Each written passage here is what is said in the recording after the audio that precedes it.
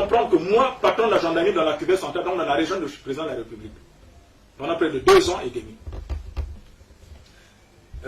Madame Claudia Mbumba avait une société, la SADEC, dans laquelle il y avait eu un problème de vol de 750 000 francs CFA. Eh bien, les 4 compatriotes qui avaient volé les 700, ils étaient nombreux, mais on avait pu mettre la main sur 4 compatriotes. Ces 4 compatriotes ont été arrêtés, gardés comme prévenus dans les locaux de la gendarmerie à Oyo. Dès lors qu'on avait réussi à mettre la main sur ces 4 compatriotes,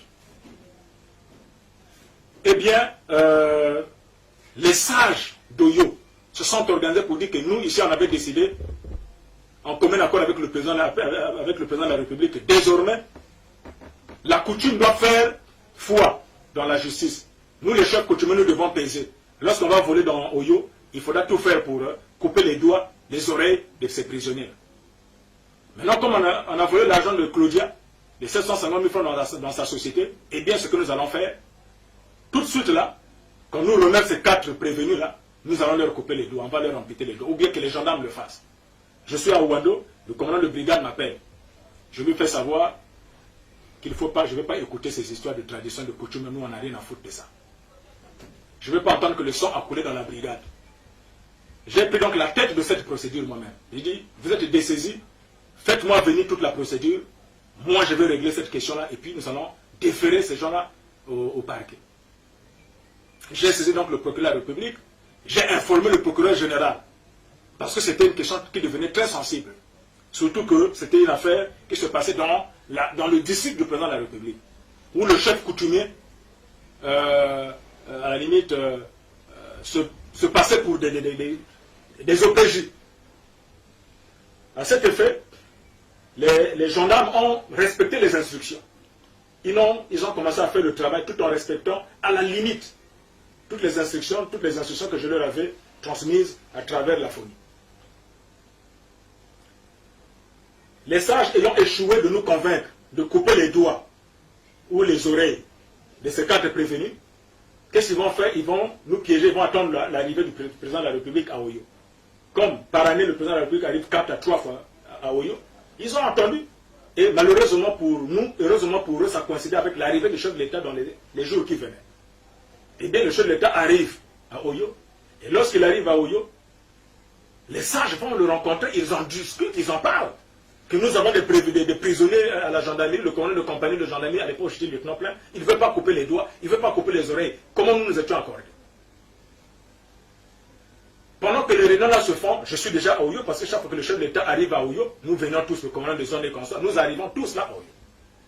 Je suis saisi de cette situation, je dis, nous on va rester de marbre, nous sommes des officiers de gendarmerie, nous sommes des auxiliaires de justice. Nous ne sommes pas des juges, nous faisons notre travail, nous constatons les faits. S'il est manifestement établi que ce sont eux qui ont volé, eh bien on les défère auprès du procureur. Si les faits ne sont pas manifestes, ce n'est pas notre problème, on les libère. Ça nous a créé des problèmes. Si vous n'êtes pas courageux, c'est peut-être être gendarme, être policier en République du Congo, être militaire. Mes frères compatriotes, mes très chers compatriotes, si vous n'êtes pas républicain, vous allez tomber dans les pièges de l'injustice. Mais moi, mon métier consistait à sauver le peuple, à sauver nos concitoyens. Mais dans les règles de la loi, dans les règles peut-être de l'art, dans le cercle et dans le cadre de la loi. Je ne peux pas sortir du cadre de la loi. Mais avec les sages, c'était un problème. Les chefs coutumiers de Yo étaient chauds. Je me disais, quand les autorités administratives vont arriver, c'est sûr qu'elles vont s'appuyer sur la loi et nous allons régler définitivement cette question. Non, je m'étais trompé. Un jour, alors que nous nous trouvions à l'usine d'Edou, donc l'usine on est en train d'inaugurer une usine à Edou, eh bien, nous attendions donc l'arrivée. On était là, des autorités, le préfet, le sous-préfet, nous étions nombreux là. Le commandant de zone, le directeur départemental de la police, le directeur départemental de la sûreté du territoire, les préfets, les députés, les sénateurs venus de Brazzaville. Nous étions en colonne, donc en colonne, face à l'usine, attendant donc l'arrivée du chef de l'État. Le chef de l'État arrive. Lorsqu'il arrive, C'est son officier aide de camp, un colonel dont je préfère tel le nom, devenu général aujourd'hui, qui s'arrête donc quand nous saluons un à un le chef de l'État, le président de la République est là, je salue, le aide de camp est derrière le président. Il pose la question au commandant de zone, à mes côtés, qui était à ma droite. Mon colonel, le commandant de compagnie de gendarmerie ici, c'est qui? Le commandant de zone à l'époque, je tais son nom, mais regarde. Et je dis, c'est moi, mon colonel. Il dit, oui, mais mon lieutenant, qu'est-ce que vous attendez pour couper les doigts? Qu'est-ce que vous attendez pour couper les oreilles? Il dit, couper les oreilles et les doigts de qui? Pourquoi? Il dit, mais quoi? Vous ne savez pas ce qui se passe ici? Vous n'avez pas des prisonniers chez vous? Il dit, mais mon colonel, ce ne sont pas des prisonniers, ce sont des prévenus. Donc, ils bénéficient encore, jusqu'à preuve de contraire, de la présomption d'innocence. Moi, je travaille en tenant compte du code de procédure pénale. Je ne suis pas non plus un juge. Il dit non. Tout à l'heure, le président de la République m'a donné des ordres. Il m'a encore engueulé dans le cortège. Pendant que nous sommes là, en train de parler, il est là. Donc vous protestez? Je dis, mais je ne proteste pas. Pourquoi vous utilisez le mot protester? Moi, je fais mon travail. Le commandant de zone à côté à ma droite, colonel, moi, le pauvre lieutenant. Il me dit, coupe. Tu veux parler pourquoi? Là, le colonel parle, toi tu n'as pas dit mon colonel, vous êtes commandant de zone, vous êtes commandant de compagnie. Mais je suis votre conseiller juridique. C'est à moi de vous donner les détails sur cette question, mais ce n'est pas à vous de me parler de la justice. C'est moi qui peux vous aider dans ce sens-là. Je ne fais que mon travail. Et ça m'avait créé beaucoup de problèmes. Il dit, mon colonel, je vais voir dans quelle mesure je pourrais exécuter cet ordre. Mais moi, je dois m'appuyer sur les textes. Si les textes me donnent la possibilité, je le fais. Si les textes ne me donnent pas la possibilité, je ne le fais pas. Voyez-vous? Mais ce colonel-là ne savait pas que notre si belle constitution que tous les Congolais, que tous les Congolais sont en train de défendre là, c'est une constitution pertinente. Mais c'est même grâce à cette constitution et grâce aux juges que nos compatriotes ont eu les oreilles et les doigts aujourd'hui là, qui n'ont pas été amputés.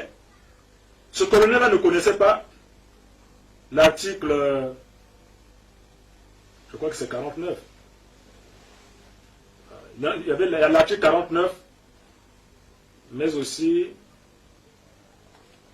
l'article combien? Et l'article 10.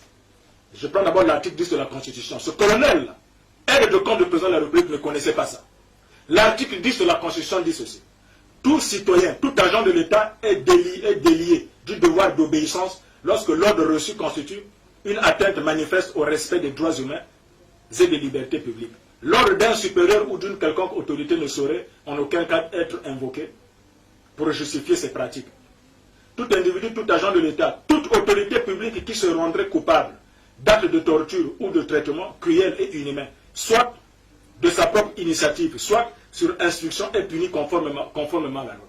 Voilà un colonel, aide de camp du président de la République, qui, en présence du chef de l'État, des autorités commandant de zone, le colonel Aboy était même encore retraité, ils étaient tous là. Tous m'ont regardé, je m'attendais à ce que ces intellectuels autour de moi puissent dire non, mais mon colonel, ne faites pas ça. Non, non, non. Non, non, non. J'étais quasiment seul. C'est le colonel Aboy qui me regardait, retraité, dit petit, moi je suis retraité. Tu sais ce que tu as fait. La loi reste la loi. C'était mon premier soutien. Sur place, là, c'était mon seul soutien. Mais j'ai regardé autour de moi le directeur départemental de la police, il me regarde. Colonel, il ne branche pas. J'ai regardé le colonel, le patron de la sécurité du territoire. Colonel, il ne branche pas. À ma droite, le commandant de zone. Là, le directeur départemental de la police. Là, le directeur départemental de la sécurité du territoire. Si tu n'es pas républicain, si tu n'es pas un officier de gendarmerie formé, mais c'est très difficile. Tu ne vas pas t'en sortir. Tu vas faire quoi? À la fin, tu vas aller couper les doigts. Parce que c'est l'aide de camp du président de la République. Vous êtes à Oyo, vous êtes à Edou, chez eux. Mais moi, je suis resté accroché à la loi. Parce que je me disais qu'il y avait une justice sur laquelle je pouvais m'appuyer. Et donc, à cet effet, ce colonel ne connaissait pas qu'il y avait un article 10 de la Constitution. Moi, je connaissais.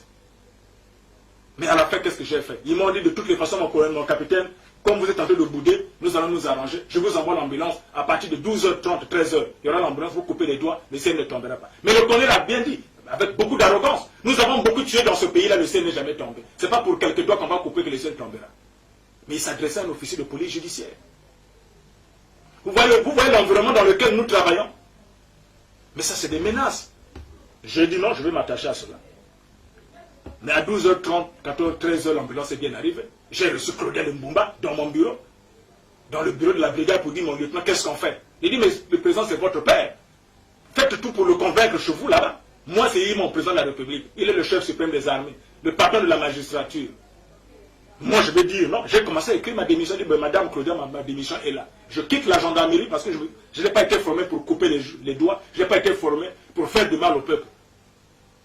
Et au même moment, j'ai appelé le procureur général près de la cour. Vous comprenez? C'est que j'avais un peu d'espoir.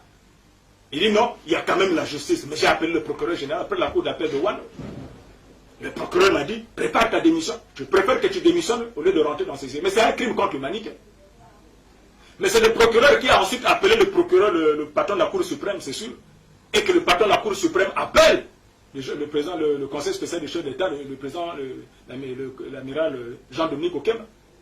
Et c'est dans les locaux, dans la résidence privée de Jean-Dominique Okema que nous avons réglé cette situation. Mais l'ambulance est venue à 2 reprises. L'ambulance est quand même venue dans les locaux de la gendarmerie pour venir prendre les blessés. Je ne vais pas vous montrer les photos, j'ai des documents, des photos de cet officier-là, de ce médecin du président de la République, avec, comment vous l'appelez, les ambulances. J'ai dit, je ne peux pas vous livrer.